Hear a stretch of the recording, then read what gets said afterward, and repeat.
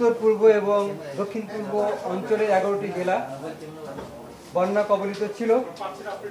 এর মধ্যেই চট্টগ্রাম, খাগড়াছড়ি, হবিগঞ্জ, সিলেট, ব্রাহ্মণবাড়িয়া, কক্সবাজার জেলার বন্যা পরিস্থিতি সম্পূর্ণ স্বাভাবিক। মৌলভীবাজার এর বন্যা পরিস্থিতির উন্নতি হয়েছে এবং ফেনী, কুমিল্লা, নোয়াখালী ও লক্ষ্মীপুর জেলার বন্যা পরিস্থিতির উন্নতি হচ্ছে। 11টি জেলার 68টি উপজেলার বন্যা কবলিত ছিল এবং তার মধ্যে ইউনিয়ন এবং পৌরসভার সংখ্যা ছিল 504টি। মোট 5,82,155টি পরিবার পানিবন্দী রয়েছে, যে সমস্ত জায়গায় বন্যা রয়েছে সে সমস্ত জায়গায়। মোট ক্ষতিগ্রস্ত লোকের সংখ্যা 50 লক্ষের উপরে। মৃতের সংখ্যা আজকে একটা পর্যন্ত হচ্ছে 71 জন। তার ভিতরে পুরুষ 45, মহিলা 7, শিশু 19। কুমিল্লাতে 19 জন, ফেনীতে 28 জন, চট্টগ্রামে 6 জন, খাগড়াছড়িতে 1 জন, নোয়াখালীতে 11 জন, ব্রাহ্মণবাড়িয়া 1, লক্ষ্মীপুর 1, কক্সবাজার 3 এবং মৌলভীবাজারের 1 জন। নিখোঁজ লোকের সংখ্যা মৌলভীবাজারে 1 জন।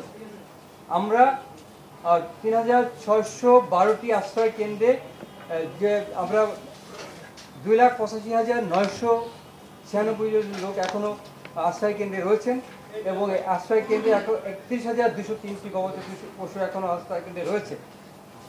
11টি জেলার 68টি উপজেলায় এখন 469টি মেডিকেল টিম চালু রয়েছে। আপনারা হয়তো জানেন যে বৈষম্য বিরোধী ছাত্র আন্দোলনের সমন্বয় কর্তৃক সংগৃহীত 1,86,100টি প্যাকেট 100 প্যাকেট শুকনো খাবার আমরা দুর্যোগ ব্যবস্থাপনা অধিদপ্তরের সহায়তায় আমরা দুর্গত এলাকায় পৌঁছে দিয়েছি। এছাড়া সেনাবাহিনীর পক্ষ থেকে 3,91,186টি প্যাকেট ত্রাণ, 22,410 প্যাকেট রান্না করা খাবার সরবরাহ করা হয়েছে। সেনাবাহিনীর পক্ষ থেকে 24টি স্বাস্থ্য ক্যাম্প চালু করা হয়েছে এবং 18টি ডেডিকেটেড মেডিকেল টিম উপযুক্ত এলাকায় কাজ করছে।